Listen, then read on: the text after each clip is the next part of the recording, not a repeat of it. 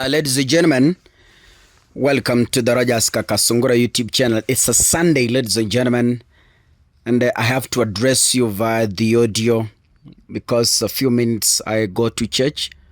I worship on Sunday. Mbadi spoke something that instilled some sense in me, and I find his sentiments very helpful if the person receiving those sentiments, William Ruto, bothers to take them seriously. I have been against Africans running to Western countries. They go and be treated like trash. But because they want help, they stomach. Mbadi is intelligently impacting some wisdom to William Ruto. But the big question here is, will Ruto care to listen and implement? Of course, no. Why? We want easy money. So, this, if it makes sense to me, I know it will also make sense to you. So I want to take 1 minute. I play for you CS John Mbadi's video clip. I think he was speaking this during Taxpayers Day. Yeah. That was attended by William Ruto. Can we listen to him? Chairman, you are right that I was embarrassed at Washington, not that we were treated badly, Your Excellency. I wanted just to clarify. But you see, when you find African countries queuing in corridor, then you are called one by one. Nigeria, you come, 15, 30 minutes. Rwanda, Kenya, I mean, for those of us who have some pride, it's a bit demeaning. And you see the money that we are asking for out there, Your Excellency, if we just tighten our system, we can do without some of these monies. We can do. Because today, IMF has released 78 billion shillings.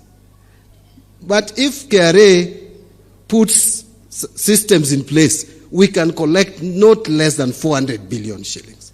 So we can do without some of these loans.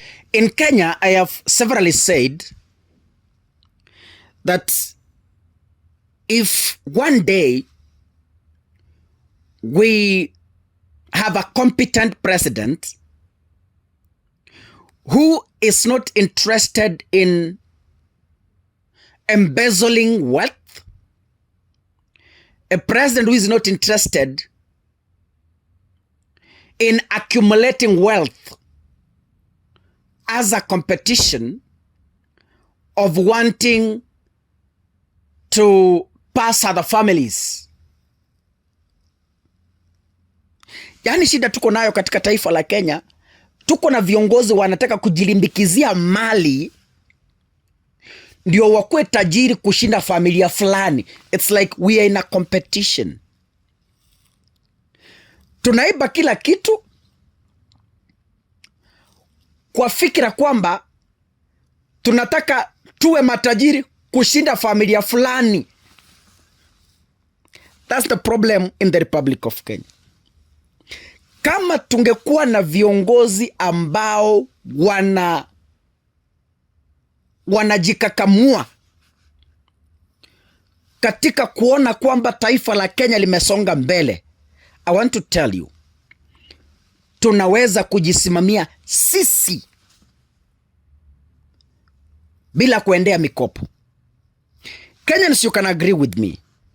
Those of you who are listening to me,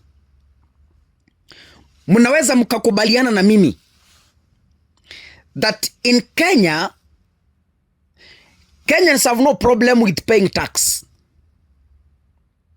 Hata kama tutalipa salary yote kama tax, we are very patriotic citizens. And we all of us want our country to succeed. We have no problem at all in remitting taxes. We only have two problems. And you can agree with me. One problem is the political elite do not want to pay tax. They only want to force the poor to pay the tax. That is first problem. The political class have some ways of evading tax. They have companies, but their companies are not taxed because they are politicians. Problem number two. In the Republic of Kenya, why sometimes we don't pay tax faithfully is because even if we pay faithfully, it will be looted.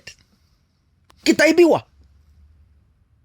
Hata kama tutalipa hiyo tax yote na moyo wetu wote, bado tutaibiwa. That is why Kenyans sometimes are on a go slow to remit taxes. Back to Mbadi's video. Mbadi is saying, if we put systems in place,